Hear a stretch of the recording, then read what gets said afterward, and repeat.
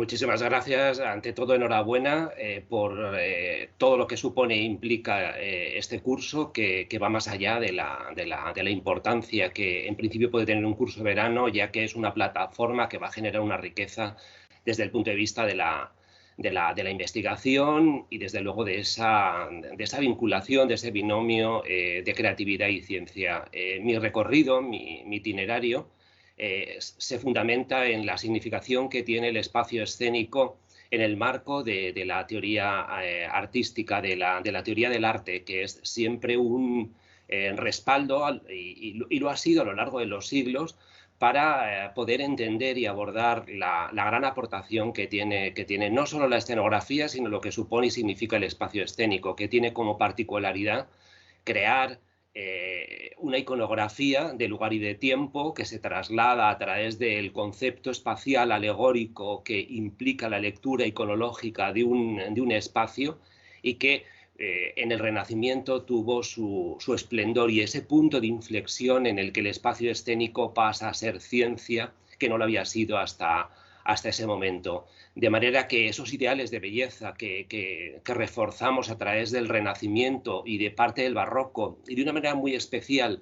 en medio de los estilos renacentistas y barrocos, que está el estilo manierista, ahí está gran parte de ese ideario donde se une la valoración del concepto espacial y lo que implica a la hora de contar una historia, su propia historia, pero también la relacionada con el relato operístico, teatral, dancístico que se va desarrollando, y que en gran parte se lo debemos de todos esos logros, esas coexiones de cuerpo teórico, cuerpo práctico, se lo debemos a Florencia y lo que implica Florencia en el resurgir, sobre todo en la segunda mitad del siglo XVI y a principios del siglo XVII, el resurgir de un concepto de obra de arte total, donde gran parte de los discípulos de Michelangelo Buonarroti van a construir, sin duda, uno de los ideales práctico-teóricos más importantes de la historia de las artes de la escena. De alguna manera, las imágenes se circunscriben, incluso en su tamaño micro y macro, a la valoración de lo que también la metodología de Avi Barbour ha significado como herramienta de trabajo para no solamente poner el nombre de este grupo, del que formamos parte 5 de los responsables mayores y menores de este curso, sino sobre todo porque es una metodología científica que, valorando lo creativo, permite aquello que la directora del curso de Ibacid ha planteado como el ideario transversal donde todas las artes se relacionan. Quizá las imágenes están sobre todo centradas en la importancia que tuvo el trabajo y el valor de Bernardo Buontalenti por ese imaginario que luego va a tener una trascendencia también en Florencia, pero desde luego más allá, Venecia, por supuesto, el Buen Retiro, también desde luego Francia, Alemania, que van a dar un resultado no solamente imaginativo, sino que sigue estando también vigente a lo largo de la vanguardia y trasciende al momento en el que estamos viviendo. Siguiente imagen, por favor. Una de las primeras partes, de los primeros actos que podemos considerar y valorar de ese concepto espacial, en el que también fue esencial el recuperar y el tener presente y el vivir y el coexionar los ideales de belleza que afectaban a nuevos conceptos femeninos, la visión nueva de la mujer, la aparición de géneros en la pintura como el teatro o como el bodegón o como el paisaje, que en el caso del paisaje reforzó a través de la escena, de las escenas de Vitruvio, y desde la escena satírica un marco o un punto de partida para expandirlo y extenderlo, surge ese vínculo en el teatro, en la danza y desde luego también inmediatamente en la ópera, de esos ideales de belleza que son también ideales espaciales, donde es muy importante la relación de las partes con el todo, el concepto de movimiento no solamente en los bailarines o los actores, sino también en el concepto espacial, donde la visión cartesiana o pitagórico, musical, y todo lo que es la ordenación, por lo tanto milimetrada del espacio y esa jugada de la armonía que va a ser muy precisa y muy concreta desde el siglo XV en las artes escénicas en Italia de una manera mucho más adelantada, pionera y creando modelos con respecto al resto de Europa, que va a suponer además con la gran aportación de Leonardo da Vinci, de la atmósfera, de la perspectiva aérea, la creación de un paso, un punto de inflexión fundamental para no solamente crear el aire, la atmósfera, sino dar credibilidad y ese valor tan importante en el teatro y en la danza que tanto nos gusta, que es la verosimilitud, el creerte no solamente lo que estás viendo, sino que además es verdad real y se está viviendo y hay una empatía con respecto a aquello que se está planteando. Sin duda, una de las cuestiones más significativas de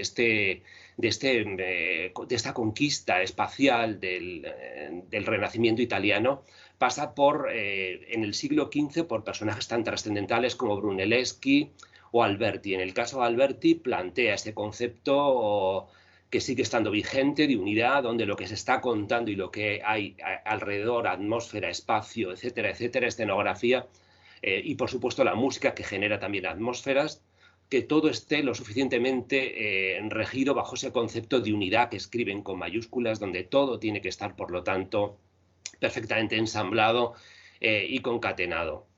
En paralelo a esto, las conquistas de Florencia, pero sobre todo las de Venecia, van más allá del dibujo y de lo que es la realización, sobre todo de ese concepto de profundidad, que tanto interesa para entender el concepto de ideal de belleza, la profundidad y la relación, por lo tanto, no solamente de los personajes con el fondo, sino que se establezca ese principio de la fugacidad, las fugas que son tan importantes para un actor, para un bailarín, para un músico, las fugas que se constituyen a través de un discurso teórico tan importante como son los tratados de perspectiva lineal, perspectivas que en definitiva en esos manuscritos van a crear una relevancia fundamental para dar en el siglo XV con personas como Alberti o en el siglo XVI con personajes como Lomazzo, como Sorte, que van a crear también ese panorama con respecto al color. Es decir, hay un ideal de belleza que se reconoce perfectamente en la Gioconda de Leonardo da Vinci,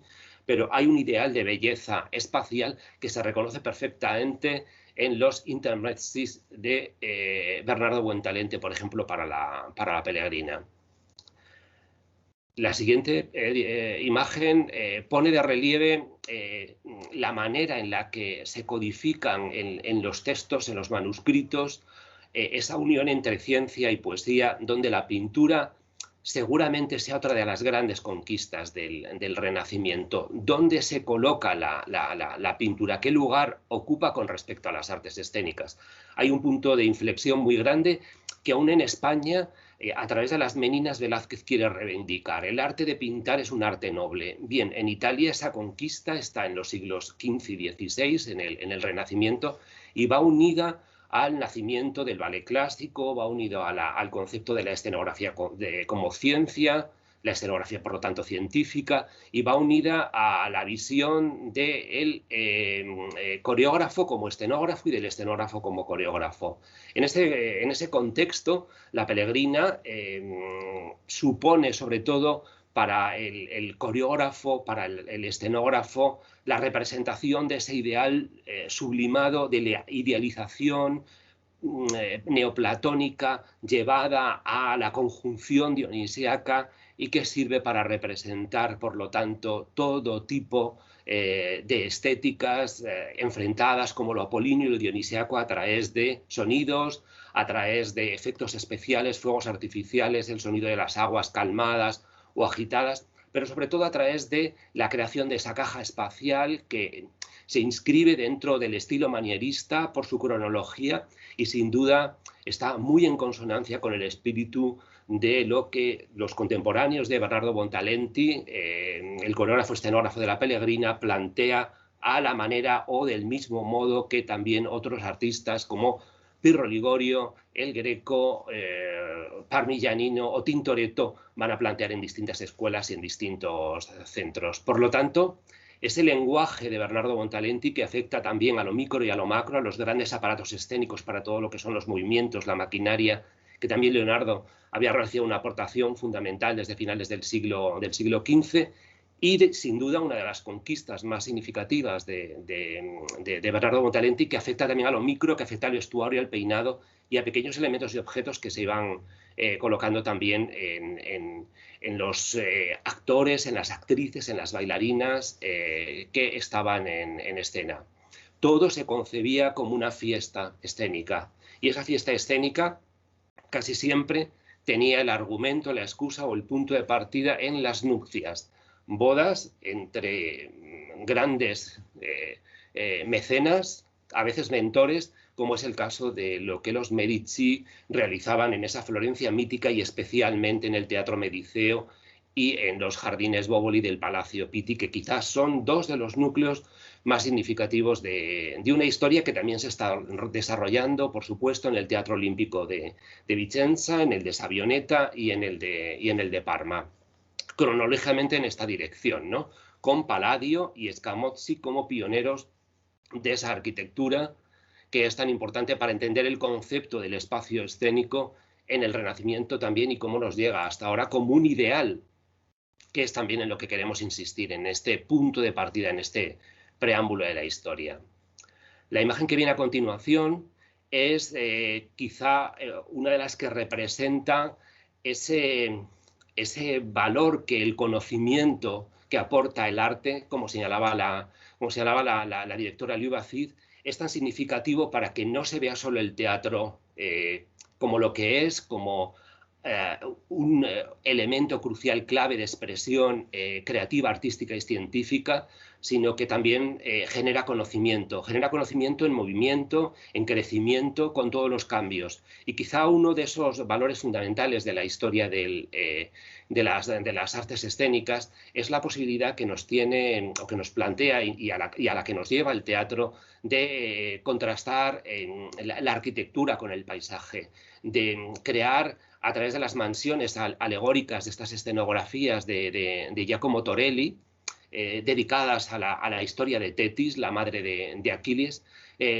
conforman esa rivalidad, esa dialéctica que se concilia entre lo arquitectónico y lo paisajístico. La mansión alegórica, por un lado, en la parte superior, y la iconografía de la cueva, más bien la gruta en el contexto del teatro y de la danza, donde la naturaleza y la arquitectura no rivalizan, sino que crean, por lo tanto, una dinámica lo suficientemente rica como para entender estas imágenes que pertenecen cronológicamente al contexto de Luis XIII, predecesor de Luis XIV, que consigue conectar también con el ideal italiano. La alegoría del río y todo lo que es el lenguaje simbólico que tiene que ver con esa antropología de lo imaginario, simplemente se convirtió en una constante, incluso por supuesto en España, para entender que en los orígenes del teatro estaban las representaciones alegóricas de los ríos. Es algo que el hijo de Cristóbal Colón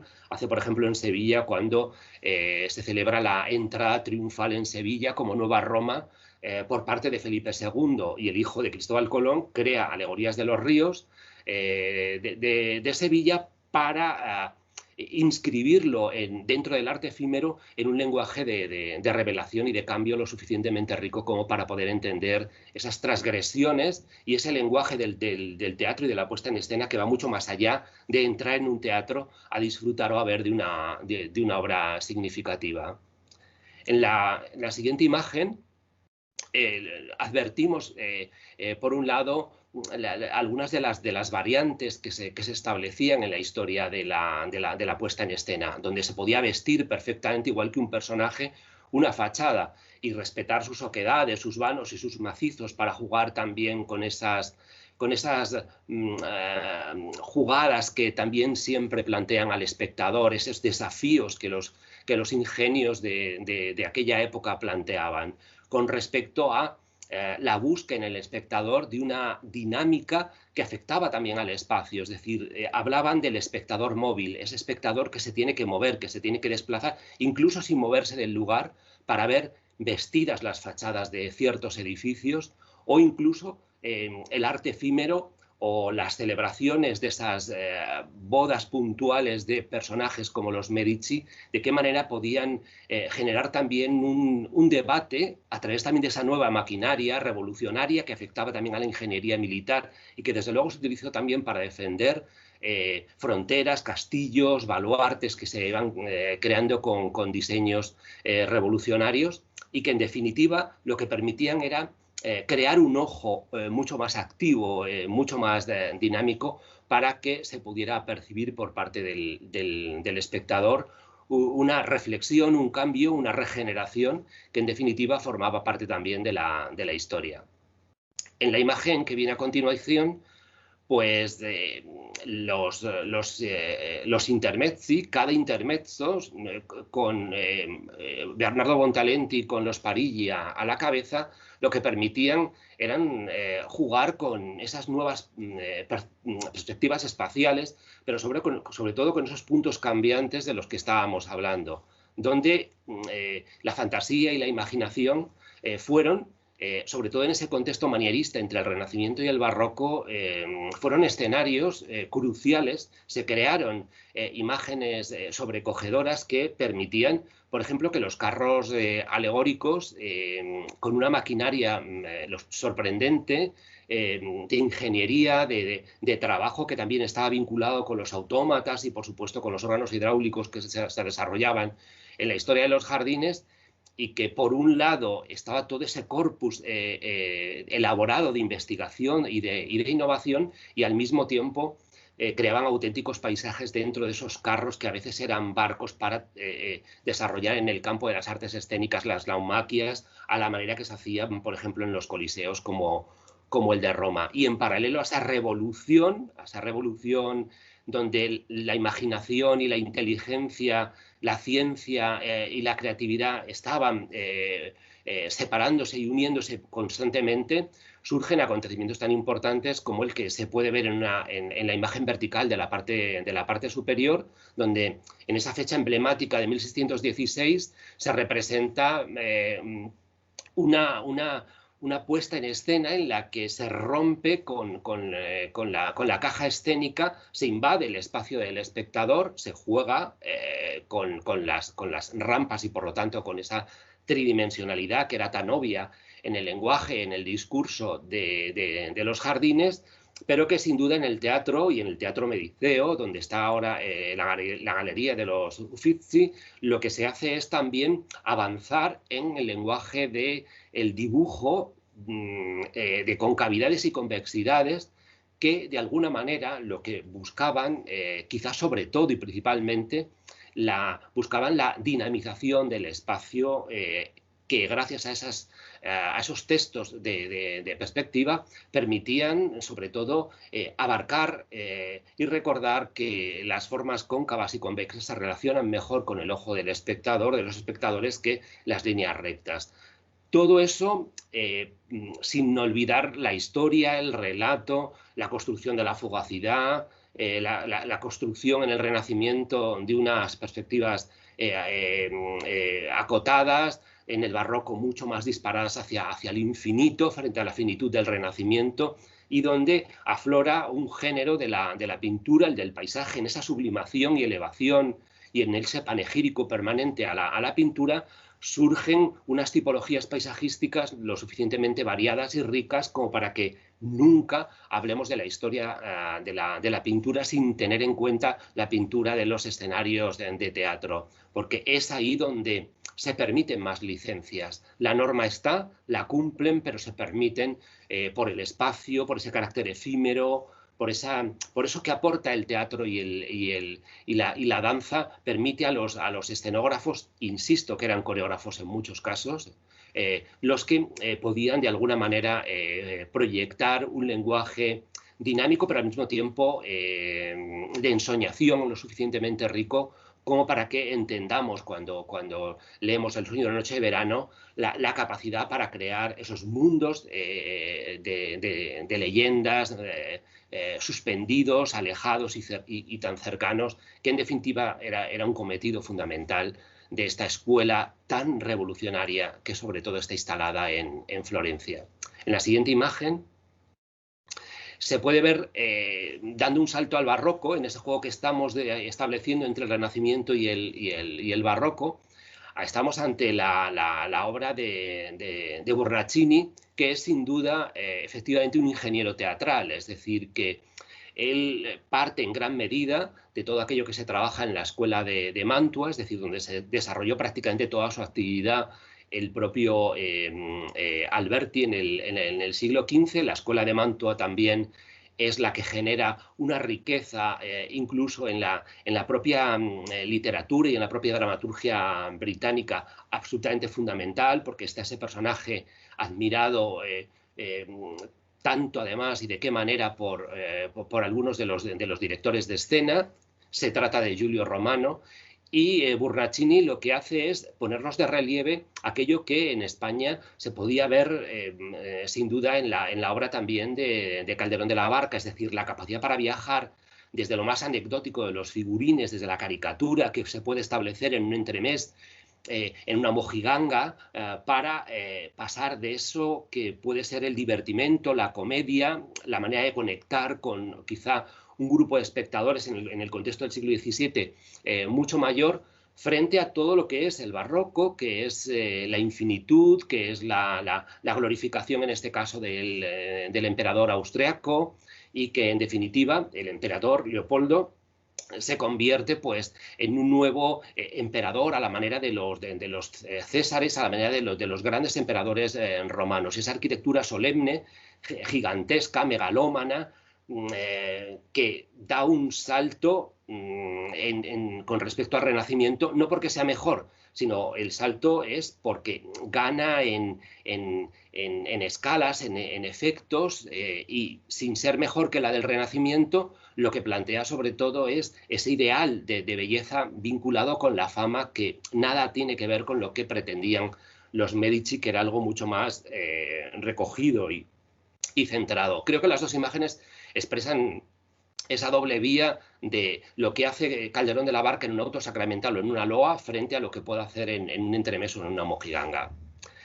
En las imágenes que vienen a continuación hay algo fundamental en gran parte del teatro como generador de conocimiento a través del concepto espacial, que no solamente se circunscribe a los teatros puntuales o a los espacios cerrados, corralas, etcétera, etcétera, sino que es la propia calle, la propia ciudad, la que se idealiza para hacer incluso analogías, como señalábamos antes, donde se identificaba, por ejemplo, Sevilla con Roma, ¿no? O se identificaba Granada con Babilonia, o se identificaba Toledo con la Jerusalén celeste. Dentro de esa macroanalogía, la ciudad idealizada, era también muy significativo hasta qué punto la analogía también de un monarca o de un mecenas o mentor era fundamental para el desarrollo de ese concepto espacial que se extendía para crear esa idea de ciudad ideal. Por lo tanto, las nupcias del emperador austríaco con la protagonista del cuadro de las Meninas, Margarita de Austria, hija de Mariana y de Felipe IV, símbolos esenciales para entender el cuadro de las Meninas de Velázquez, ella representa cuando se casa en esa ceremonia de más de un mes, sobre todo, no solo, a Venus, a la diosa del amor, a la Afrodita griega. Pero esa consideración es importante no solo por la analogía y la metáfora y todo lo que conlleva la puesta en escena, donde los carros, gran parte de las interpretaciones teatrales que se hacen en ese momento son o van encaminadas a la glorificación de Margarita y a la pasión que siente el emperador por ella, sino que tiene una clave triunfal, es decir, que construyen un mensaje de exaltación de ese personaje del teatro, que es sobre todo Margarita, y donde se establece, por lo tanto, un cambio, una variación que de alguna manera el carro alegórico o los carruseles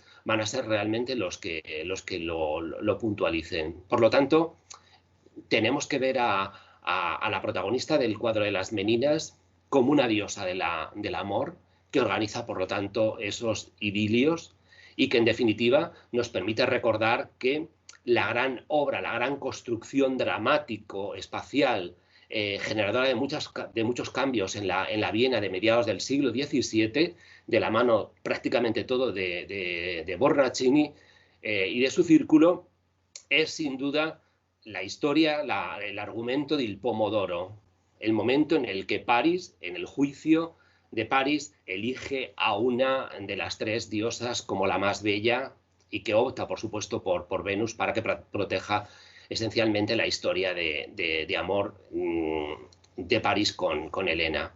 Todo eso acompañado y en esa paradoja, maravillosa ambivalencia esencial que hay entre el humanismo militar y la pictura poesis, es decir, que podemos ver imágenes que nos recuerden a significativas aportaciones o planteamientos del el universo militar, pero al mismo tiempo eso va, por supuesto, en consonancia con la sensibilidad del jardín de Venus y de esa nueva sensibilidad que ha surgido en Italia y que los italianos están revolucionando en cortes tan importantes como la de la Austria del siglo XVII. Siguiente. Revoluciones incluso como las que estamos viendo, es decir, Bornacini lo que hace a través del Pomodoro sobre todo es crear incluso no solamente una nueva manera de ver el teatro, sino de sentirlo y de vivirlo.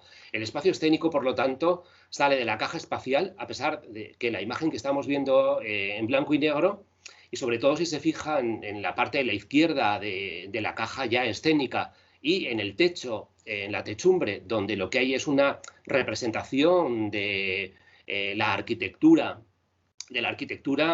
sobre todo ficticia, de un macro trampantojo, que en realidad reproduce aquello que tanto le interesaba a Bornacini y tanto interesa a la historia del teatro y de la danza, que es la revolución de la escuela de Bolonia. Esa revolución encabezada al 100% por la familia Viviena y que en definitiva lo que quiere es crear un concepto espacial de la cuadratura que no solamente va en los techos, pero que quedó perpetuada ahí, sino que afecta sobre todo a la historia del teatro, la historia de la danza, la historia de la ópera, porque es una escuela que sigue estando vigente y presente. La escuela de Bolonia y la de la cuadratura, que estructura de una manera muy reticular, megalómana, con estructuras donde las protagonistas suelen ser las columnas, las balaustradas, pero sobre todo eso que se ve en el techo, que es crear un artificio lo suficientemente poderoso como para que se sublime y se refuerce ese triunfo de la obra de teatro, de la escena operística o del ballet ecuestre que en ese momento se construya. El emperador y la emperatriz pues están vestidos, aunque resulte de alguna manera, bueno, pues para nosotros quizá no exactamente el ritual de la diosa del amor, pero representa la protagonista del cuadro de las Meninas, Margarita, representa a la diosa del amor con un vestuario también diseñado por el grupo de Bornacini, que está a mitad de camino entre la iconografía de la diosa del amor y la imagen de poder de la emperatriz, de una emperatriz. En la siguiente imagen vemos también uno de los trabajos más sorprendentes que llevó a cabo Bornacini durante este mes y que tiene este mes de nupcias con los dos emperadores, con el emperador y la emperatriz, que tiene en este caso la imagen como protagonista a esa parte del concepto espacial que quizá intentamos conocer y que en muchas ocasiones nos desborda, que es la iconografía dionisiaca, la iconografía más complicada de ver, pero que sin embargo ya había habido trabajos en la antigüedad y desde luego en el Jardín de Bomarzo de Vicino Orsini, donde Pirro Ligorio había creado ya incluso en la gruta un macro mascarón. Se juega con el micro, la máscara y el macro mascarón, que en este caso es la representación del Averno.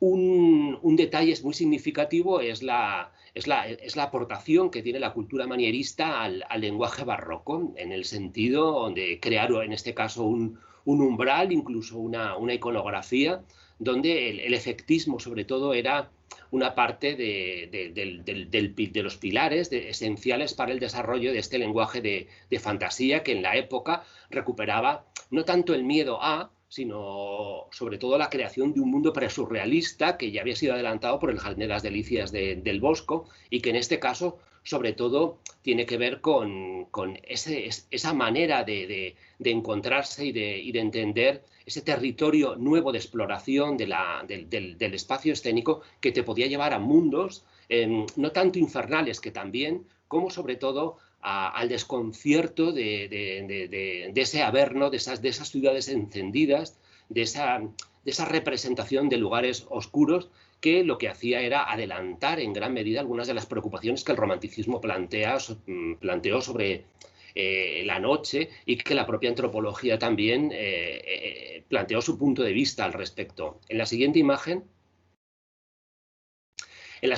es la contraria a esta que acabamos de ver, es decir, es la puesta en escena de un repertorio mucho más ordenado, donde el concepto de cuadro dentro del cuadro, la utilización de los arcos y de la historia de la arquitectura del dórico, jónico, corintio, toscano compuesto con la variante incluso que se viene introduciendo posteriormente de Paestum y que hace sobre todo una recapitulación de la importancia que tiene en los órdenes clásicos en la historia del concepto espacial para ordenar la escena, sea dentro o fuera, sea como una escenografía para el pomodoro o sea para una naumaquia dentro de un patio al no tener los coliseos, o sea simplemente para establecer esa iconografía tan importante dentro de la historia del teatro, sobre todo el arte efímero, donde el teatro salía del coliseo, salía del corral de comedias, y era fundamental entender el concepto del arco triunfal, que, bueno, pues en la España de mediados del siglo XVII, la llegada de Mariana de Austria, hubo 4 arcos que representaban 4 elementos y que se iban construyendo en una estructura simbólica desde la salida del Buen Retiro hasta la llegada al Alcázar, donde estaba el Palacio Real. De manera que el arco se convirtió en un elemento crucial para entender también ese concepto espacial de separación, con esa connotación de triunfo, de exaltación, de un poder que iba de la mano casi siempre de la mitología, y que en definitiva las naumaquias en los patios o en las plazas lo que hacían eran reforzar esa identificación, sobre todo en el 17, con los grandes emperadores del pasado. En la siguiente. La misión de Bornacini era sobre todo construir desde una clave barroca, ya barroca además avanzada, décadas de los 60, en el siglo XVII, donde los efectos especiales lo que hacían eran recuperar también en gran parte, por parte de Bornacini, aquello que había establecido en los intermezzi el artista Bontalenti, el mago, como les llamaban o se llamaban entre ellos, el mago, el director de teatro, el director escénico era el mago, ¿no? Entonces, esa puesta en escena que estamos viendo, coloreada, aún plantea dentro del barroco lo que consideró Bontalenti que era realmente la representación de un concepto ya en su cima, ¿no? En el clímax, que es la manera en la que la arquitectura, con estípites, atlantes, etcétera, etcétera, se contraponía en su fuga, es decir, en ese concepto de profundidad que era para ellos absolutamente fundamental, porque cuando surgen las primeras escenografías científicas, entendían que había que romper con el concepto de fondo dorado, que incluso había en los cuadros, que venía en parte por la derivación del arte bizantino y la fuerza que habían tenido en la Edad Media, y ese concepto espacial de apertura, ese concepto de macroventana de abrir, que en el barroco se desarrolla, aquí establece de nuevo un contraste entre lo que es la arquitectura con su fuga, infinita, por supuesto, porque es barroco, frente a todo lo que es el concepto del cielo, celaje, nubes, es decir, esa búsqueda permanente de elementos donde con cavidades, convexidades, oquedades, todo esté jugando, pero donde ese cielo que tanto le gustaba a Bernardo Bontalenti se configura como una herramienta fundamental también para entender el concepto espacial que Bornacini plantea en Viena. Siguiente. Y en esta visión espacial, la manera en la que la interferencia de los carros alegóricos, del carrusel, del carro del dios Sol, del carro dorado, invadía, realizaba pues una ceremonia sagrada, profana, existía el carrusel para todo, sobre todo porque en Italia, y después de una manera mucho más elocuente y profunda, tal y como la realizó el rey Sol, Luis XIV, pues el carrusel, el carro dorado, era una manera de inscribir ese peculiar mundo de la mitología de una manera como, pues por ejemplo, en el siglo XVIII lo van a realizar los jardines paisajistas de Inglaterra, que es volver permanentemente al Olimpo, a la Arcadia, al Parnaso y a todo aquello que tenía que ver con Homero, Ovidio, Virgilio, etcétera, etcétera, y todo aquello que representaba en definitiva la cultura mediterránea. Pues en los carruseles existen, por supuesto, en el Renacimiento, pero en el Barroco cobra una especial vigencia y lo que hacen es construir mundos paralelos, parecido a lo que hará posteriormente la ciencia ficción. Crea un lenguaje, insisto, arte efímero, teatro en la calle, donde esos macroaltares que son los carros, que por supuesto tienen esa connotación fundamental que es el concepto triunfal de una puesta en escena, donde los colores, el simbolismo del propio vestuario en consonancia con el carro, aportaba sin duda una visión impactante, que trasladaba un mensaje, que representaba una idea de poder, pero era esencial tener claro el concepto espacial, conquistar un espacio, es decir, invadirlo para trasladar un mensaje pedagógico, didáctico y casi siempre para exaltar un pensamiento, una idea,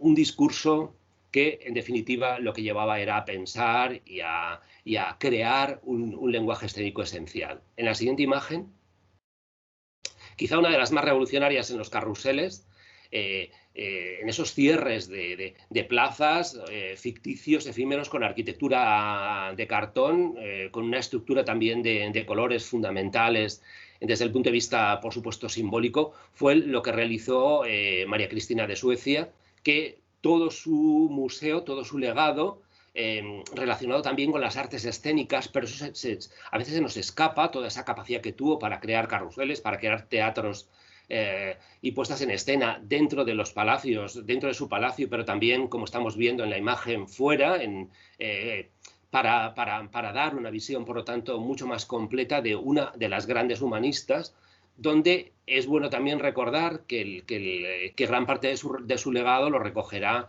lo va a adquirir Isabel de Farnesio, y que por lo tanto en La Granja, que es donde va a llegar casi todo ese patrimonio, pero que luego bueno, pues va a formar parte de museos como el del museo, como las esculturas que estamos viendo en el Museo del Prado, en la Sala de las Musas, que son piezas que pertenecen a este personaje tan importante de la historia de las artes escénicas, que es María Cristina de Suecia.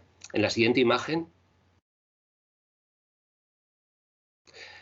para ir a avanzar en la cronología rápidamente, para no extenderme, entender sobre todo esa visión que en el siglo XVIII las vedutas principalmente de Panini o de Canaletto representan sobre todo un lenguaje espacial que vuelve a los parámetros clásicos, pero que la veduta, ese concepto precinematográfico, tiene sobre todo una consideración muy especial que señalábamos antes con respecto a la escuela veneciana, que se convierte en una de las protagonistas y que sin duda lo que elabora y construye es un lenguaje donde por supuesto están presentes los cielos, las aguas que reflejan esas nubes, las construcciones de perspectivas muy diferentes, llenas de dibujo, pero también de color, ¿no?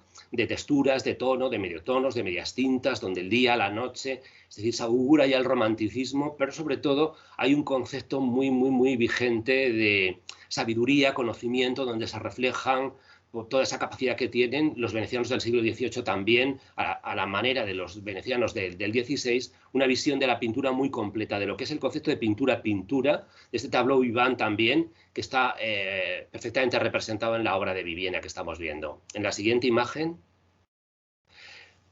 En el caso de Battaglioli, es sobre todo importante por su vinculación con Farinelli, por los trabajos que realizó en España, incluso como pintor de vedutas, de vistas topográficas sensibles, que nos permiten entender, por un lado, la capacidad que tenía que tener un escenógrafo para crear espacios escénicos, que era incluso también, no solamente la escenografía para una determinada obra, sino que al mismo tiempo tiene que ser un erudito que tiene que trasladar, por supuesto, ese documento histórico, científico, donde edificios, lugares, Aranjuez, el Recreo, la puesta en escena, cómo se valoraban esos lugares a través de ese trabajo fundamental que es el de la perspectiva, el concepto de profundidad, paisaje a la izquierda, arquitectura a la derecha, oquedades, ejes axiales, todo al mismo tiempo acompañado del valor que tienen el color, las manchas de color, las que están perfectamente definidas, las que son veladuras, para que el ojo del espectador también pueda terminarlas y establecer esa preocupación por el espectador móvil, que era una constante en todos ellos. En la imagen siguiente son variantes a través de aquello que es tan significativo con respecto a Battaglioli y su trabajo en España de lo que es el acontecimiento del jardín y la gran aportación que tienen los distintos jardines. De la misma manera que los paisajes hay muchas tipologías en la puesta en escena del teatro y de la danza, el jardín es uno de esos lugares que desde luego no están en los códigos de Vitruvio y que es una de las conquistas del Renacimiento. Punto de partida esencial es la haute pictura poesis y los textos del pasado, pero desde luego hay una visión de los jardines muy significativa para la historia del teatro y de la danza, donde se ve perfectamente la simetría, la proporción, esa construcción pitagórica perfectamente ordenada, con el eje axial en el centro, reforzado por los personajes principales y desde luego por las fuentes. Estamos en el 18 y por lo tanto también hay una vuelta al clasicismo, ese neoclasicismo que se combinan con elementos orgánicos de concavidades y convexidades típicas del Renacimiento, pero la esencia es como, a pesar de que parece que predomina la naturaleza, hay incluso un parterre de bordado en el centro donde de nuevo el dibujo domina prácticamente todo, pero está esa salida pintoresca que en los laterales y con sentido ascendente afloran y surgen para unirse con las nubes y crear ese lenguaje que Buontalenti añoraba tanto en las escenografías y establecía de una manera realmente tan rica, que es el lenguaje del cielo, de las nubes en movimiento que da buena agilidad y una dinamización que, al unirse en este caso nubes y naturaleza, construyen desde luego un preámbulo muy interesante de lo que va a ser la poética del romanticismo. Siguiente. Y en ese sentido, por un lado, el arte efímero, es decir, aquello que se construye para una celebración de una fiesta, un nacimiento del hijo de un rey, y que luego se destruye, donde las nubes incluso están arriba, pero también pueden estar en la parte en este caso, de las escaleras, y las naumaquias de Piazza Navona, por ejemplo, que bueno, pues de alguna manera rememoran y establecen aquello que era tan fundamental en el recinto del barroco, que era la vuelta a la antigüedad con mayúsculas, como una forma de establecer, por un lado, el reconocimiento del pasado, su vocación, su defensa, un panegírico a la antigüedad, a todo, desde emperadores a poetas, a todos, a pintores, pero también ver todo lo que era la capacidad de dar ese salto donde no se hace en el Coliseo, sino que se hace en la plaza de una ciudad para idealizar la ciudad a través de las naumaquias. Siguiente. Y en ese viaje, en el 18, quizá uno de los parámetros más interesantes de ese teatro pequeño, austero hacia el exterior, pero rico en su interior, es el de María Antonieta dentro del contexto de los jardines de Versalles, para que no olvidemos también esos lugares, esos contextos donde se desarrollan, y rescatar la significación tan valiosa que tiene la preocupación a mediados del siglo, perdón, en la segunda mitad del siglo XVIII, por un nuevo concepto del jardín, donde se deja atrás la regla y el compás para empezar a conquistar aquello que sin duda más fuerte que en Francia va a ser en Inglaterra, que es un concepto de escenografía que podemos denominar, nuestro grupo, nosotros 5 lo hemos denominado la escenografía pintoresca, porque está perfectamente en consonancia con aquellas conquistas que se establecen en los jardines emblemáticos paisajistas de la cultura británica. Siguiente. Y sin duda seguimos avanzando cronológicamente, ya para ir terminando, pues la representación de nuevo del jardín, que incluso en el contexto de los ballets rusos de Diaghilev, evocan de nuevo el sueño de Polifilo, como se ve, por ejemplo, en el pabellón de Armida, que había tenido una representación soberbia, sublime, con Luis XIII, pero que se retoma para reconstruir de nuevo las variantes, los planteamientos, el ideario de un texto como El sueño de Polifilo, que es de finales del siglo XV y que, sin embargo, sigue estando presente en el pabellón de Armida, donde Benoit lo que hace, bueno, como tantos otros escenógrafos vinculados directa o indirectamente a los ballets rusos de Diaghilev, lo que hace es establecer una consideración muy especial de aquello que los manieristas habían valorado, que era la creación de un lenguaje paisajista, donde el jardín y la arquitectura estaban, como se puede ver en esta escenografía, los pabellones, la pérgola, el concepto de la ordenación, incluso a través del boj y de la ars topiaria, que se establece como un elemento clave, con una codificación de las escaleras, de las esculturas, con una visión incluso de la propia vegetación que marca la propia escena del ballet, y donde están arquitectura, paisaje y jardín representando aquellas variantes tan significativas que habíamos considerado que ya se dieron en el manierismo, pero que el romanticismo, por supuesto, va a reforzar. En la siguiente. Otra variante también muy cercana a nosotros, donde está presente, por un lado, los ideales del Renacimiento, en la construcción de puerta, muro, jardín, ciprés, jardín cementerio, templo centralizado, donde Dalí luego a todo eso clásico, sobre todo por su admiración a la escuela de Mantua, da su sello surrealista y onírico que tanta importancia tiene para entender la fantasmagoría que él lleva a cabo en ese punto de partida que es la poesía para llevar a esos ideales de libertad, pero que nunca se desprende de los ideales de belleza del Renacimiento. Siguiente.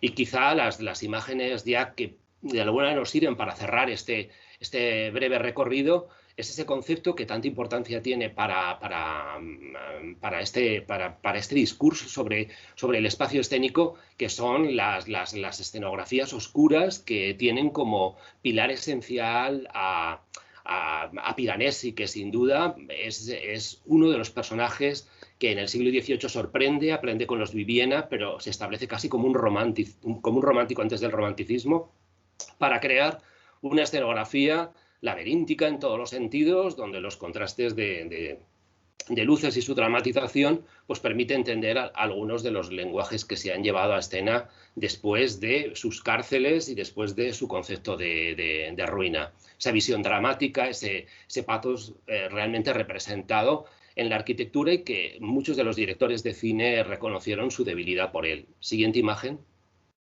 Termino con esta visión de Lepage para sobre todo recordar esa imagen que he intentado trasladar a lo largo del recorrido, que es la iconografía de la escalera, pero que es una manera de ver hasta qué punto el bagaje iconológico de la arquitectura y de la escena, al final, con toda la fuerza que tiene y con lo sugerente que puede ser, porque la escalera puede ser al mismo tiempo un viaje de luz, puede ser un puente, pueden ser muchas cosas, pero al final lo que nos traslada este director de escena, escenógrafo transversal y sublime, es también la construcción del espacio escénico a través de, como punto de partida, el arquetipo, para llegar también a construir otro arquetipo, donde sin duda, como si fuera un romántico, como si fuera Lord Byron, pues establece algo que es tremendamente importante para nosotros, que es la llamada de la naturaleza, dialogar con la naturaleza, que esas fuerzas, además, intangibles e invisibles, transfieren, desde luego, algo tremendamente importante para entender a este personaje en su homenaje por ejemplo, pues a Wagner, ¿no? Donde los espectadores nos tenemos que vestir de bosques, nos tenemos que vestir con ramas, para entender precisamente esa representación de la llegada de la primavera, que se establece sobre todo a través de la luz, y donde incluso él juega con el binomio de escalera cascada de agua, que nos lleva de nuevo a ese canto, ese himno que traslada el artista, que es el de vestirnos permanentemente cuando vamos al teatro, cuando vemos una pieza teatral, nos vistamos de naturaleza. Gracias por la invitación a las directoras y a los alumnos, mi agradecimiento eterno, como saben algunos. Gracias. Quería decir, le estaba comentando al doctor Eduardo Blázquez Mateos que de verdad muchísimas gracias por este viaje de belleza sin par. Escucharte y ver las imágenes que acompañan a tus palabras es estar inmersa en un poema, en un gran poema. Espero que no pierda mi intervención el tono que tú has creado. Voy a apagar la cámara, Liuba, como nos dijiste, y voy a comenzar. Bueno, comienzo agradeciendo a las profesoras doctoras Liuba Cid y Miriam Lorenzo y al profesor Rey Montesinos por haber pensado que puedo contribuir en algo a este curso sugerente y, si me permiten, necesario. Soy doctora en Filosofía, profesora desde hace 35 años, 11 en la Universidad Rey Juan Carlos, hasta entonces compatibilizando mis clases en secundaria con el aula de investigación teatral de la Universidad Complutense de Madrid, adscrita al Departamento de Estética de la Facultad de Filosofía de dicha universidad. La docencia con la investigación y la creación literaria. Esta experiencia, este ensayo profesional ha ido pergeñando hasta hoy una manera de entender la creatividad, el proceso creativo, al tiempo que se compartía la historia del pensamiento. Razón, si me permiten, y poesía, filosofía y creatividad. La escena como territorio sin fronteras, una matria más que una patria, capaz de acoger la diversidad como fuente de una nueva manera de entender la convivencia humana. Primando el sueño creador frente a esos resultados estereotipados que pretenden medir no sé qué tipo de rendimientos, olvidando o queriendo olvidar que los seres humanos hechos de la materia de los sueños somos posibilidad y acción, somos luz y sombra, deseo y miedo, y sosteniéndolo todo, uniéndolo todo, somos amor, el más antiguo de los dioses, en el metafórico decir de Sócrates, maestro e iniciador de un modo de entender la vida. Van a permitirme que mi intervención tenga un carácter fragmentario y que sean ustedes, que sean los alumnos y las alumnas quienes hilen esos fragmentos a modo de collage, quienes quiero que todas las personas que hoy estamos juntas sublimemos la experiencia de la pantalla, de las ventanas de la pantalla de un ordenador y que abramos esas pantallas como se abre un telón, que no esperemos, sino que encontremos, que nos encontremos, una especie de comunión, que vayamos despertando imágenes que habitamos para que se hagan conceptos, que las hagan cuerpo y palabras que las presenten y las representen y, como se dice en teatro, la función va a comenzar. Primera imagen, por favor. Cuenta Plinio el Viejo que el inicio de la pintura tiene que ver precisamente con un acto de amor. La mujer, la dama de Corinto, se despide de su amado al amanecer tras una noche de amor que lo es de despedida. Él se marcha a la guerra. Es probable que dentro de esa perniciosa manera de entender las relaciones que exigen enemistad para afianzar una supuesta identidad, es probable, digo, que no vuelvan a verse. El alba aún no es plena, la habitación en penumbra, una lámpara de aceite encendida proyecta la silueta del soldado sobre la pared, la mujer la dibuja. Esa imagen será su memoria.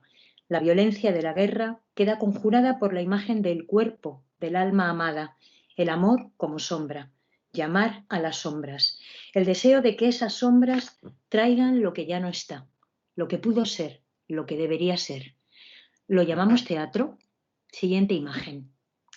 Platón, en un claro homenaje a su maestro Sócrates, quien nunca escribió, como sabemos, reflexiona y comparte sus reflexiones a modo de diálogos teatrales. ¿Por qué elige esa forma? ¿Acaso porque él amaba el arte de la pregunta y la respuesta? ¿Acaso porque confiaba en que la mente humana es capaz de superar el aquí y el ahora y proyectarse en el tiempo? ¿Acaso porque en algún momento él mismo quiso dedicarse a esa palabra que crea un lugar donde habitar? Entendía que nada se aprende, sino que todo es una suerte de recuerdo de una existencia que nos lleva hasta el presente desde el pasado, y que esa forma de tener conciencia del tiempo, es decir, de hacernos seres humanos, implica la memoria personal y la memoria ancestral. la memoria de lo vivido y la memoria de lo que otros antes de nosotros vivieron y nos legaron, muchas veces sin intención. La imagen como recordatorio, como forma que alumbra incluso más allá de sí misma. La imagen y el olvido. Aprendemos así, mirando y mirándonos en los demás, interpretando lo que la mirada trae, haciendo nuestra la experiencia de lo que esa imagen trae.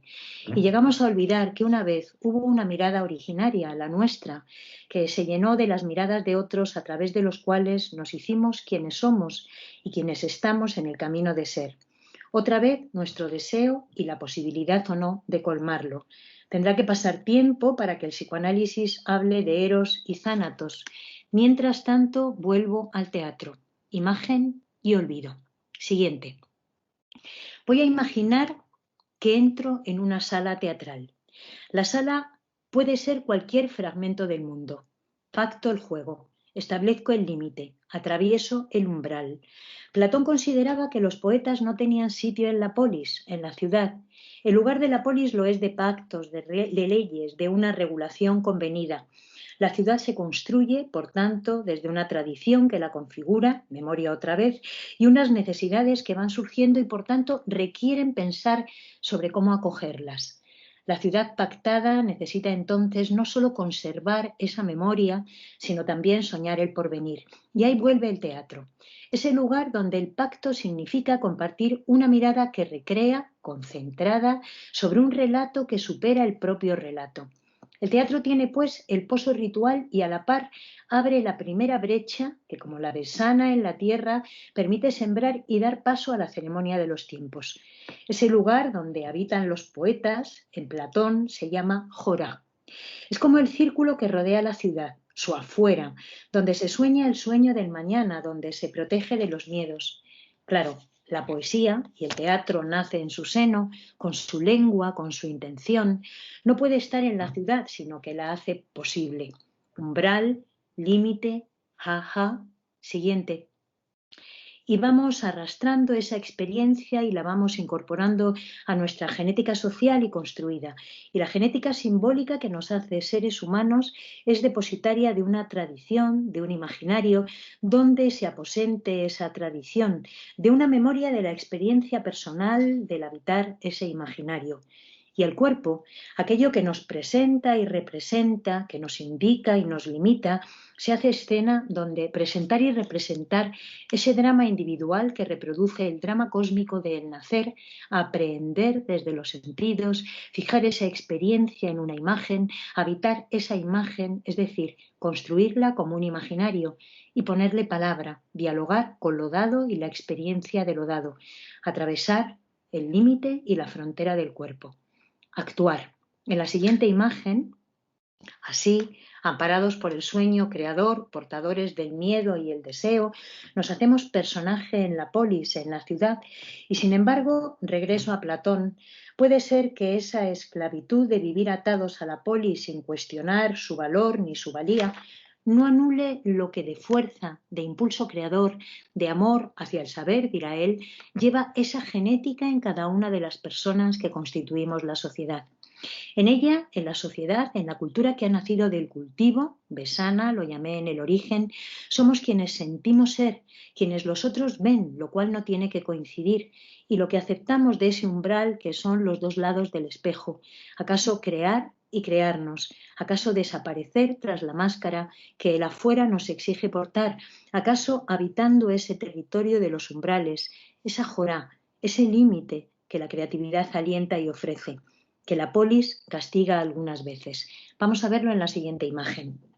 Pero un momento. Ha llegado el continuador, el discípulo que como corresponde ha de matar al padre, en jerga psicoanalítica, para poder hallar su propia expresión. Cuando se impugne la autoridad patria paterna, tal vez aparezca la matria, y esa matria está también fuera de la ciudad. A lo mejor ese es el lugar de la poesía. No me extraña entonces que el discípulo de Platón, es decir, Aristóteles, escribiera el primer tratado sobre el teatro que nos consta en Occidente, la poética. Fíjense, nacieron a la vez como pilares culturales de ese sueño, de ese concepto llamado Europa, la democracia, el teatro y la filosofía. Aristóteles entiende que lo perfecto es inmóvil. Solo se mueve aquello que carece de algo y lo busca. Amor como impulso hacia el saber, recordemos. La poética pretende darle forma a esa necesidad intrínseca del ser humano, a su necesidad de soñar y de compartir el sueño. El teatro. El lugar llegado de las sombras de la memoria y el deseo, del tiempo. El lugar donde la máscara, como la jorá, protege de lo que los sueños traigan, porque lo que traen son siempre dudas y preguntas. En la siguiente imagen, movimiento.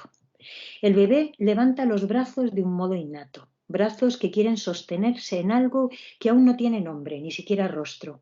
Ese primer gesto de súplica se replica en los brazos que se elevan implorando, ritual, en los brazos que parecen crear una línea de continuidad entre la tierra y el cielo, brazos puente, brazos arco. Siguiente imagen. Cuentan que Perséfone estaba abstraída jugando con las flores cuando la tierra se abrió y ella no pudo sostenerse en nada. Su madre, la diosa Deméter, la buscó sin éxito, imploró sin éxito. La muchacha, Core, Perséfone, se había hecho adulta. El misterio de la vida se la había llevado, sin remedio, de súbito. Deméter, entonces, entristecida hasta la parálisis, desatiende sus funciones de diosa de la naturaleza. Paralizada por el dolor, por la ausencia, por la pérdida, se ha quedado inmóvil en el duelo. No puede pasar el umbral. La anciana Baubo entonces la observa, se planta ante ella, se levanta la falda. Deméter ve el sexo de la mujer anciana, se sorprende, reacciona. Tragedia y comedia, la risa como antídoto. La poética de Aristóteles ha perdido con el paso del tiempo el texto que reflexionaba sobre la comedia. Solo nos queda su reflexión sobre la tragedia, pero ambas, umbrales, una y otro lado del espejo, conviven en la experiencia humana de la luz y la oscuridad. El mito de Deméter y Perséfone, recreado en los misterios de Eleusis de la antigüedad, abre la puerta definitivamente al poder apofántico del teatro. Los misterios órfico-pitagóricos, como los misterios egipcios que se guardaban en el relato mítico de Isis y Osiris, vinieron a construir el espíritu mágico del teatro, cuyo poder está en saber cómo purificarnos de miedo y de derrotas. Catarsis, lo llamaron los griegos. Quien la experimenta pasa el umbral y baja al fondo de su alma, donde reinan Deméter y Perséfone, la naturaleza y sus misterios, el secreto de los ciclos de la tierra, es decir, el tiempo. Hemos olvidado su poder, el poder de la naturaleza, y olvidándonos nos vamos poco a poco olvidando de nosotras mismas. Femenino jardín, donde la posibilidad se hace acto, donde Deméter se muestra guardiana de la fertilidad simbólica que da continuidad a la vida, donde la hija es fruto y principio. Siguiente imagen. Así nos lo contó Shakespeare en Hamlet. Ofelia es la posibilidad, es la naturaleza humanizada, es el jardín donde el tiempo requiere su tiempo, es la conciliación, es el sueño del amor que no se enemista, sino que acerca, que une. Por eso el final de Ofelia es la derrota de Hamlet, como es la muerte de Don Quijote causa del dudar de la existencia de Dulcinea. Allá por las pendientes de las ramas, para colgar sus hierbas en corona intentando trepar, una envidiosa rama se rompió y los trofeos que con hierbas tejiera y ella misma cayeron en el lloroso arroyo. Sus vestidos se abrieron y a modo de sirena la mantuvieron por un tiempo a flote, durante el cual ella cantaba trozos de antiguas melodías, como quien no se percatase de su propia desdicha o como una criatura nativa y destinada a ese elemento. La siguiente imagen. ¿Cómo resignifica la creatividad esta experiencia? La de la vida y sus límites, la de la muerte y sus misterios insondables, la del umbral que como el telón abre y cierra la doble experiencia que el teatro unifica. ¿Cómo resignifica el teatro esta vivencia definitiva y definitoria de lo humano y su despertar a la conciencia? Grecia otorgó a la diosa Atenea la responsabilidad del pensamiento. Ella, la diosa de la razón, nació armada como nos recuerda la filósofa María Zambrano. La armadura de Atenea no permite evitar el significado de los símbolos que la acompañan. El escudo recuerda que la astucia, que la trama, que la estrategia de la razón creadora vence a la paralizadora Medusa. Que además su árbol sea el olivo nos recuerda la paz que el árbol significa y también que su fruto, el aceite, es el símbolo de la ritualidad y la purificación por excelencia. Que además Atenea sea la patrona de las tejedoras simbolizadas por Aracne, ¿acaso nos está señalando una imagen olvidada? El pensamiento creativo establece lazos, teje los hilos sueltos. La palabra logos creadora es capaz de hilar caminos en apariencia enfrentados. La palabra creadora entonces deja de ser la imagen de Atenea guerrera para convertirse en Atenea diálogo, en Atenea paz, Atenea la tejedora, cuya madre es la tierra entera, aunque ella haya nacido solo en apariencia de la cabeza del padre. La siguiente imagen.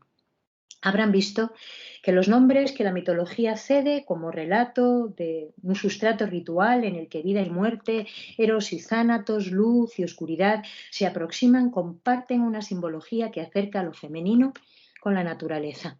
La luna en sus distintas fases, la posibilidad de su tiempo en cada una de ellas, la luz y lo oscuro, el umbral del alba, los cruces de caminos. Femenino, fertilidad, jardín, que de inmediato lleva al final como principio.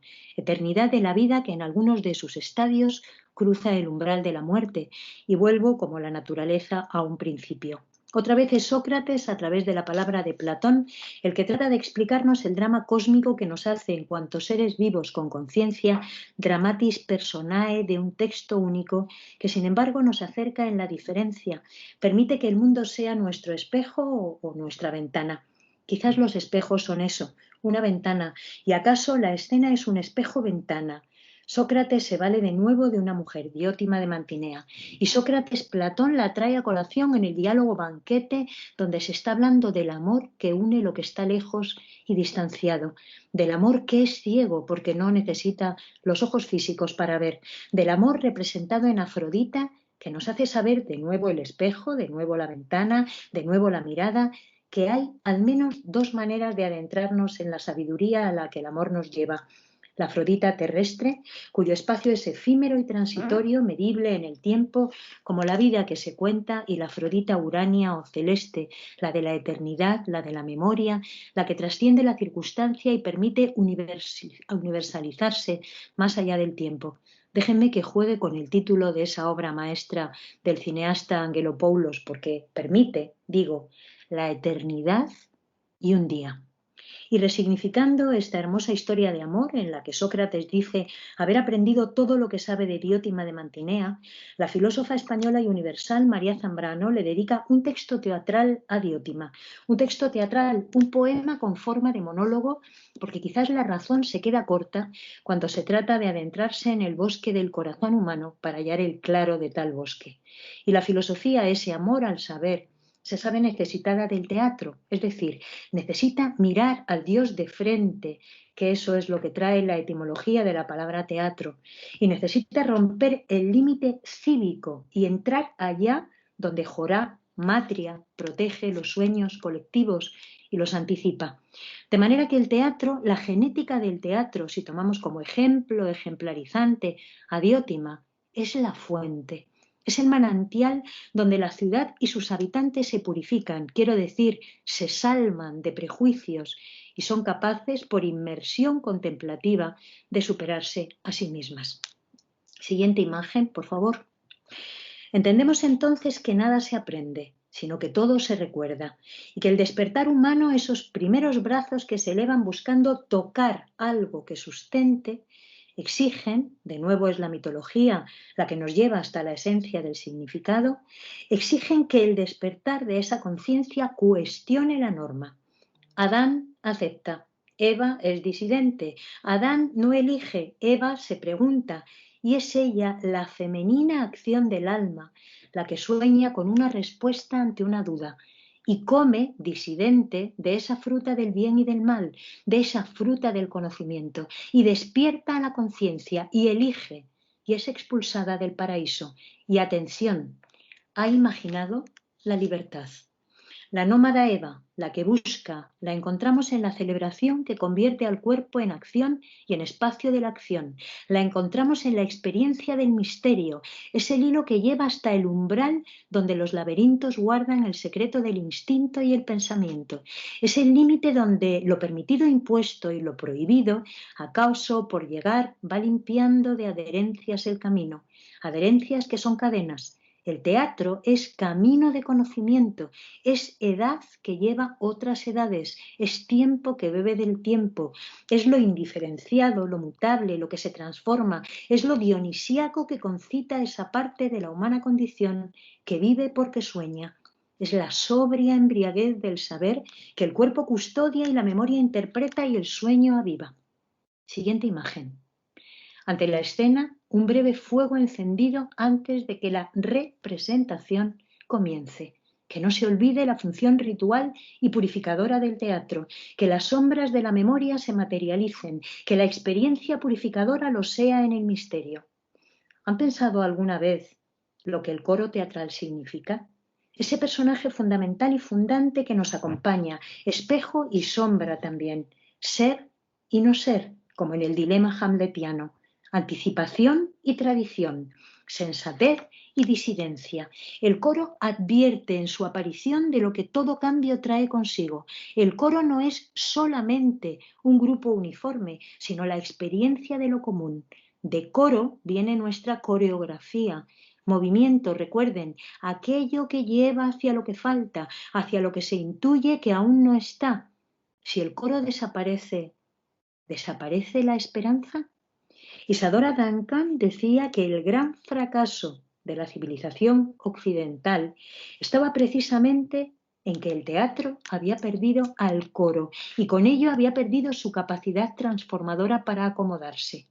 Siguiente imagen. Y tal vez la intención del misterioso e indispensable teatrero Ramón María del Valle Inclán, cuando plantea su esperpento como, recuerden, la imagen deformada en un espejo de feria, capaz de señalar ese detalle que pasa desapercibido en la vida cotidiana y acomodaticia, lo acomodaticio paraliza, como la mirada de Medusa, pero el teatro agita. Cuando además Valle nos diga que sus reflexiones están próximas a las que Gordon Cray está desarrollando con su teoría de la supermarioneta, heredera a la vez del drama religioso hindú inserto en el teatro de marionetas, me atrevo a decir que se está anticipando la tragedia de la historia del siglo XX, inevitable según parece, quizás porque ese coro simbólico no está y el teatro intenta hallarlo entre los escombros de un tiempo alejado de lo sagrado. Y entonces Valle Inclán intenta crear un mapa de ese mundo místico que la industrialización y sus falacias ha tratado de ocultar y escribe La lámpara maravillosa y lo entrega como si se tratara de ejercicios espirituales y en plena efervescencia de un optimismo cegador que defiende todo medio para alcanzar un fin lleno de quimeras. La de la felicidad sin límites es la primera de ellas, una quimera por la que es posible dar nuestro reino a cambio de un caballo que nos lleve ¿a dónde? ¿Hay un a dónde? ¿Hay un lugar donde escondernos o donde encontrarnos? ¿Lo colectivo pretende suplantar al coro? ¿Somos conscientes de que una vez más el teatro supo verlo antes que la ciudad?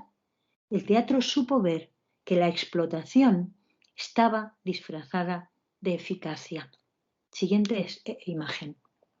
Sí, España recogía los restos de un naufragio. La llamada generación del 98 representaba esos restos. El naturalismo desvelaba la imagen que la historia ilustrada, que el optimismo de la razón trataba de justificar. El sueño del progreso infinito a costa de lo que fuera.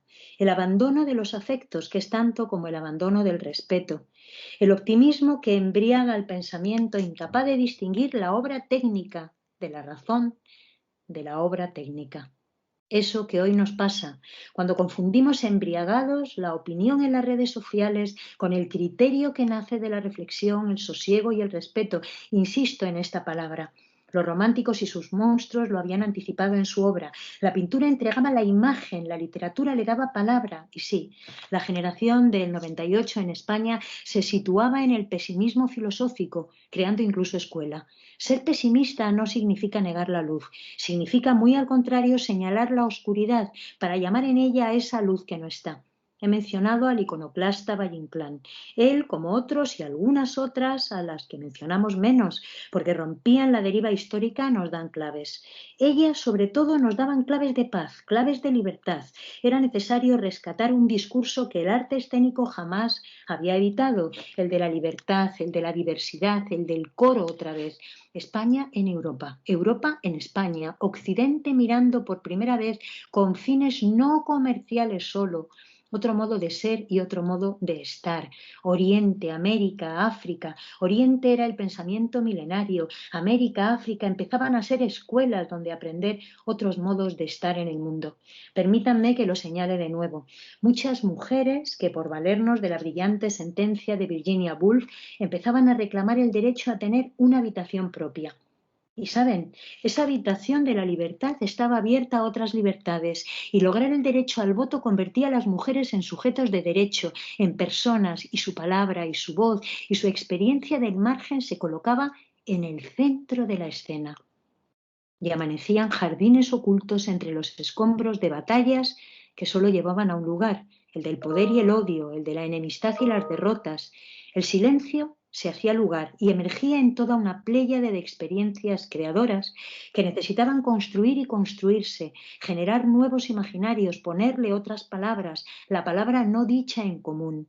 La generación de la Edad de Plata de la cultura española tendía una mano amiga a lo popular, lo dignificaba, y a la experimentación que anticipaba y al ensayo que permite equivocarse, y de la equivocación, vuelvo a la metáfora, permite otras plantas para ese nuevo jardín.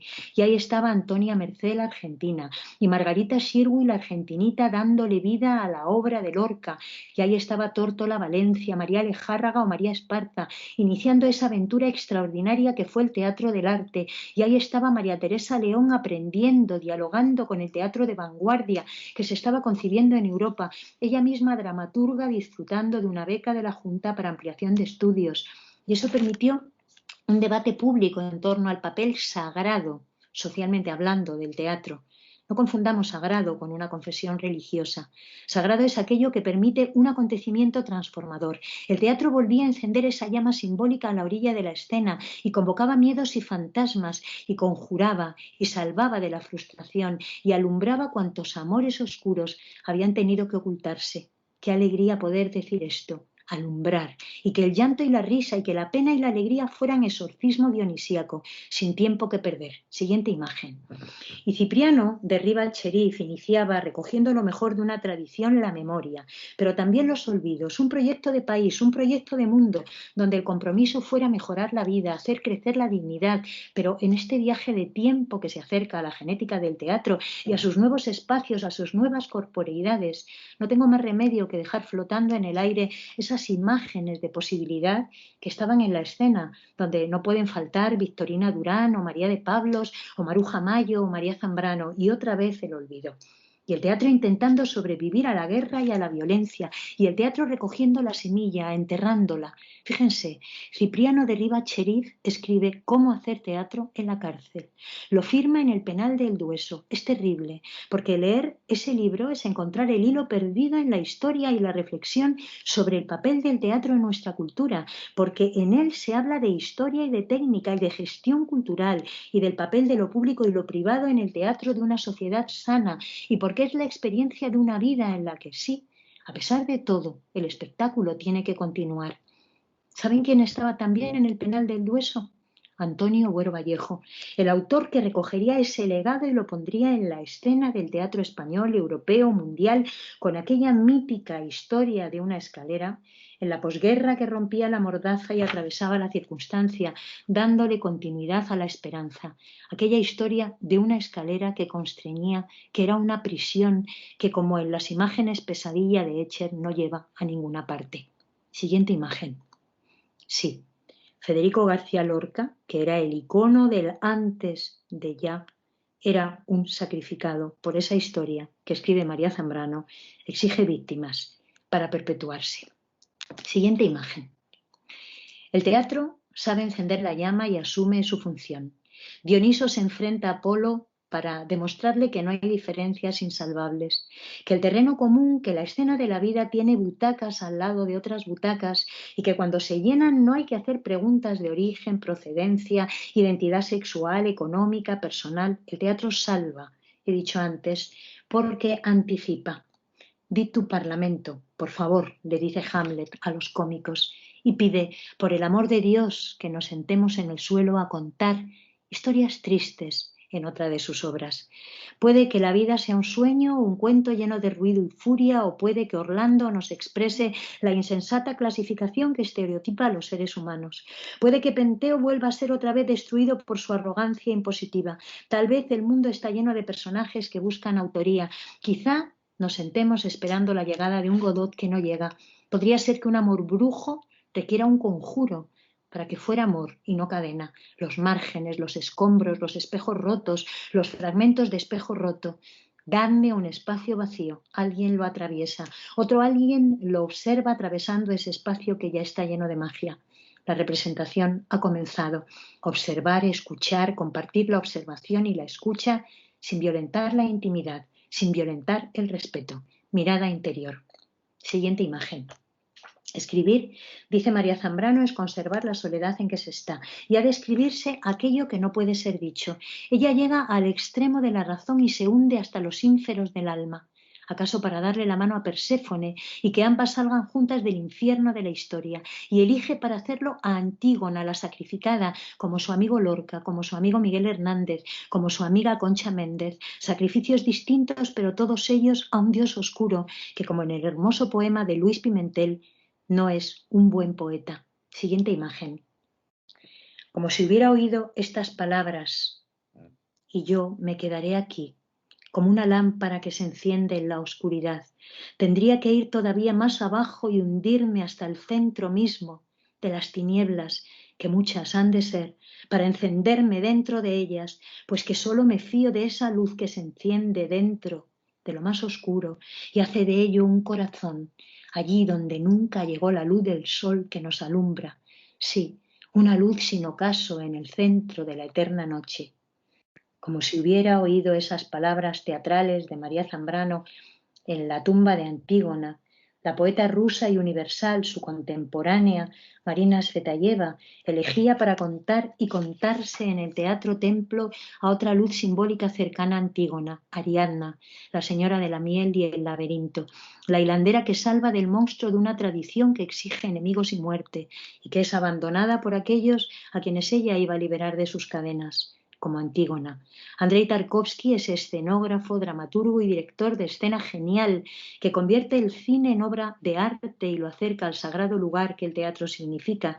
Hace este mismo canto suplicante en Nostalgia o El espejo. Se vale de la palabra poética, lo torna imagen, otra vez, imaginario para habitar, transformación. Siguiente imagen.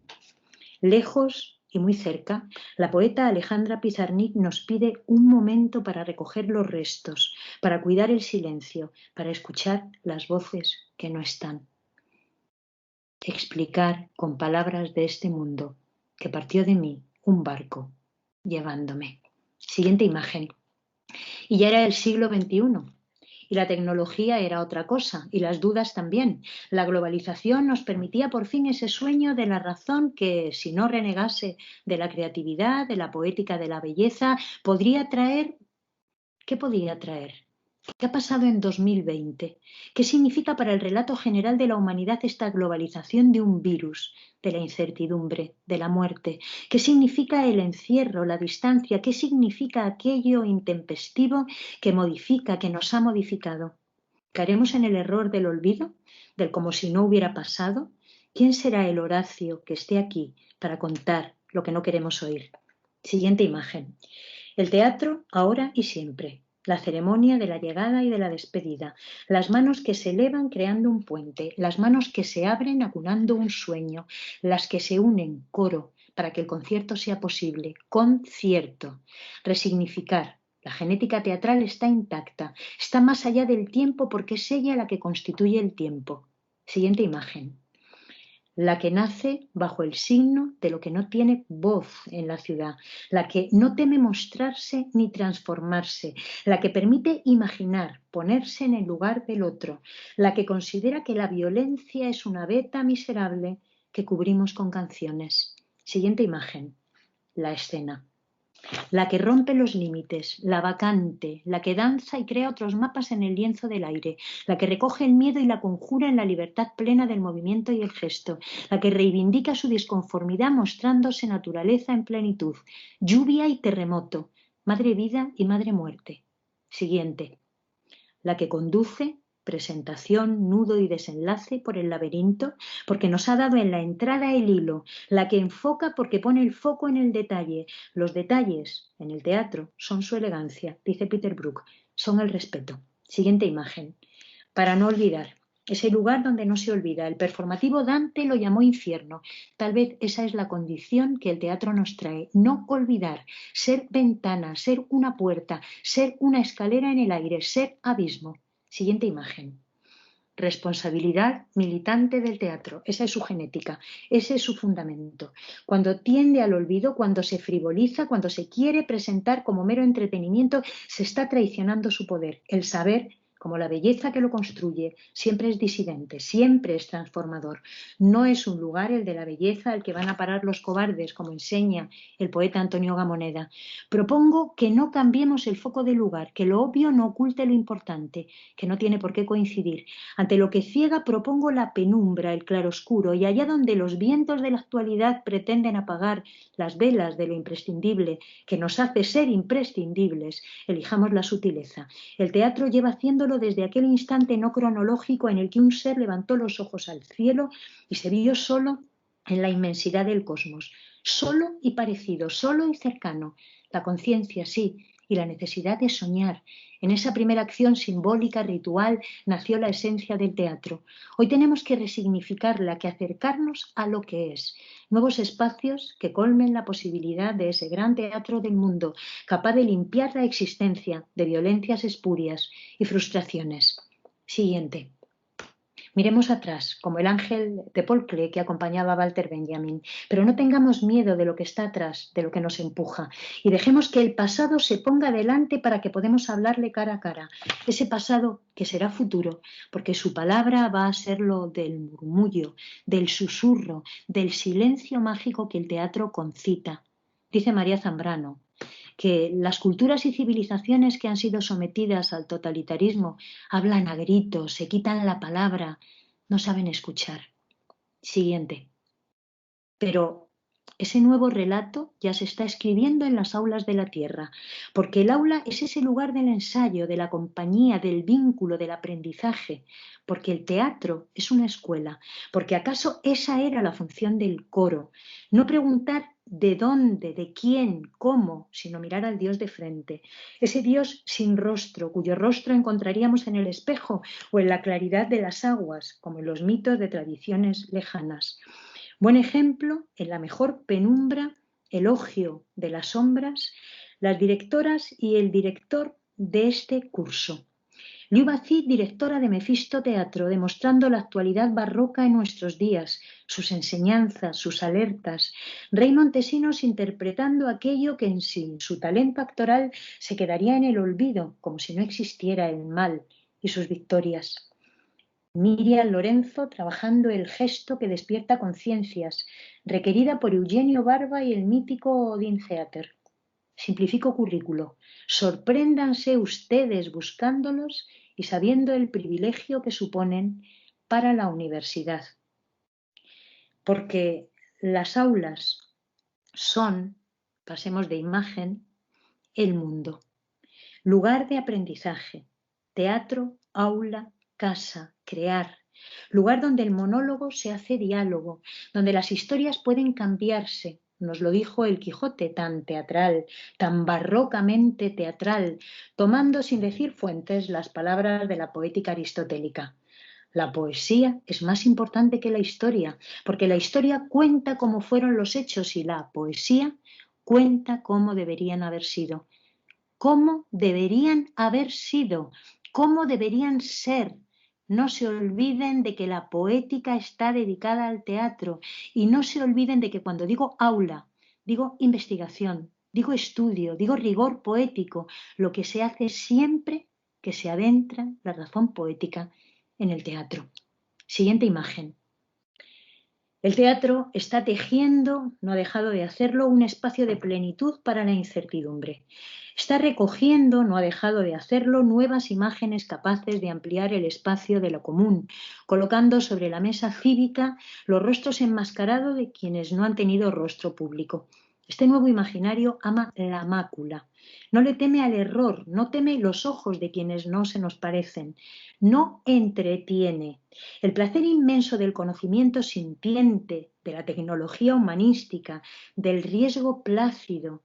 Hay una preciosa página de la biografía del dios Dionisos, el sin templo, porque su templo es todo el universo, el que se representó de frente, el que permitía la luz protegiéndose con la máscara de la metamorfosis, del cambio, del movimiento. Esa página, con la que voy a acabar, habla de la rectificación de una acción habitual que la tradición no cuestiona. Dionisos celebra sus cultos, embriaguez y desenfreno. La joven amatista celebra la vida de otro modo, pero parece que su modo no es el ortodoxo y exigido por una ley que unifica. Dioniso se enfurece, de nuevo el sacrificio. Amatista clama a Artemisa, la diosa de los umbrales, la invocada en el viaje, en la entrada en la vida y en la entrada en la muerte. Y Artemisa la transforma en una hermosa piedra blanca, resplandeciente. Dionisos, oh catarsis, se da cuenta de su error, de su crueldad, y llora sobre Amatista, que absorbe el color del vino y se transforma en recordatorio, en voz de la conciencia colectiva, transparente como el aire puro y el agua pura. El teatro, como la Amatista, no emborracha, entrega un delirio fértil, lúcido en su sobriedad violeta. Ojalá este curso de verano, que con tanto talento como rigor han organizado Liubacid, Miriam Lorenzo y Rey Montesinos, sosiegue nuestra prisa sin porqué y libere de las cadenas que nos atan al fondo de las cuevas de lo superficial. Los nuevos lenguajes del teatro acogen y dignifican nuevos tiempos. ¿Saben la razón? Es muy sencilla y misteriosa, porque el teatro es la vida y cada paso dado en ella crea nuevas literaturas artísticas, tan antiguas como la conciencia y sus sueños creadores. Muchas gracias.